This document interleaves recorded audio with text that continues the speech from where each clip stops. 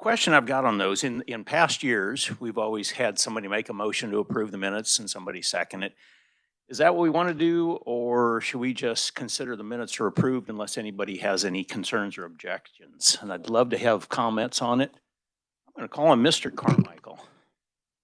My suggestion is, in the interest of expediency and transparency, that the chair merely inquire, are there any additions, corrections, or changes to the minutes? Hearing none, they will stand approved as published.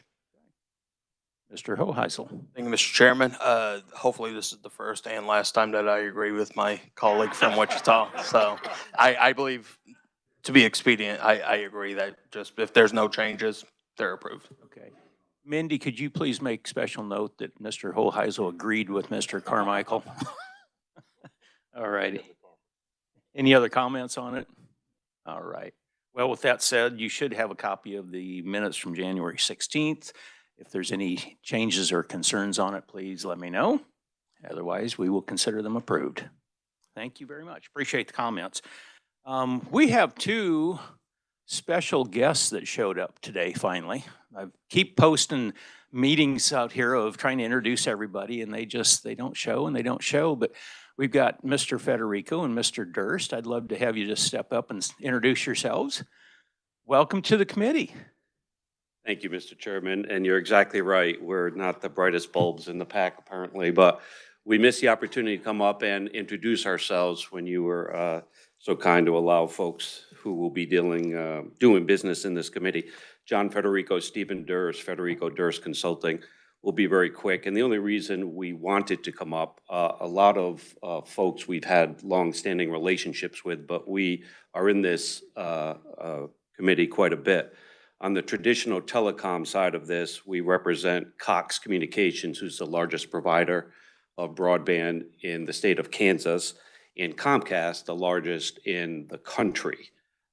We also represent Midco, Mediacom, and Cable One. And we have done a lot of work with those folks over the years.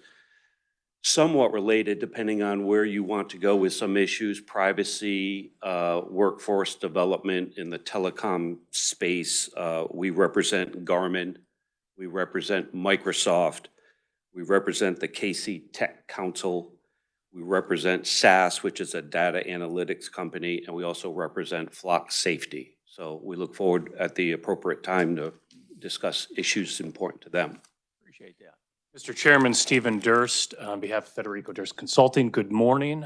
The reason that I have not shown up to this committee yet is I was too afraid to face your new vice chairman, but very happy to see he's settled in and back in the legislature. On the energy side, Mr. Chairman, we have a couple of clients that at any time, if anybody has any questions, we'd love to discuss. LS Power, which engages in the transmission issue, the right of first refusal issue that this committee has taken up in various forms. South Bow, which deals with infrastructure and specifically pipelines that run from Texas through the state of Kansas up to Canada. And then Symmetry Energy Solutions, a natural gas reseller who has 80,000 customers in 34 states, as well as a very exciting project in Western Kansas that at the appropriate time we'll bring before this committee. But again, thank you very much, Mr. Chairman, for having us here. You bet. Appreciate you both being here. Next up, I'd like to find out if there is any request for bill introductions. Good morning, Laura. You have the floor. Good morning, Mr. Chairman, committee. My name is Laura Lutz. I'm with Evergy, and I'm asking for the committee's permission to introduce a bill with RS number 0288, dealing with utility liability for wildfires.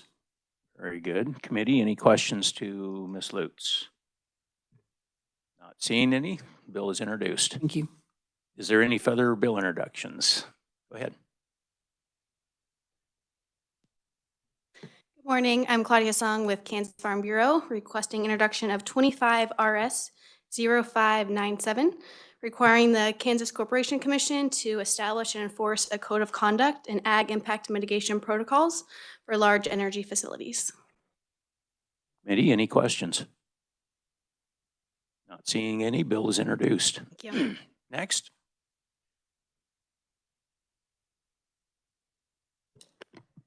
Lynn Retz, Kansas Corporation Commission. I've got 25 RS 0172, which would extend the requirement for a commission order and line citing application dockets from 120 to 180 days. Committee, any questions? Bill is introduced.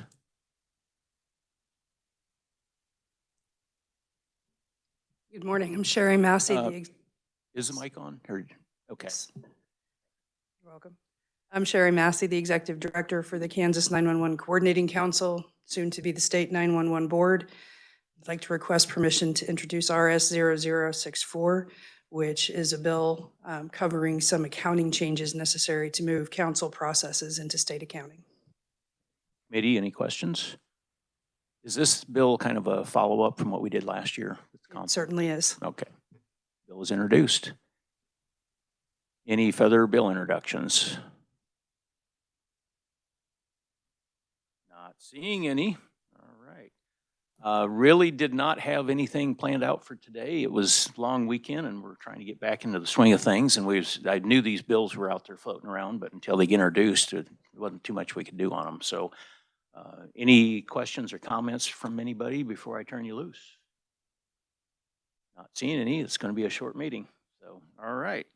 Next meeting is Thursday, the 23rd. We've got a presentation on coal in Kansas by Randy Eminger, electric reliability and coal power expert and president of Eminger LLC. So look forward to hearing that. And with that said, we are adjourned. Thank you.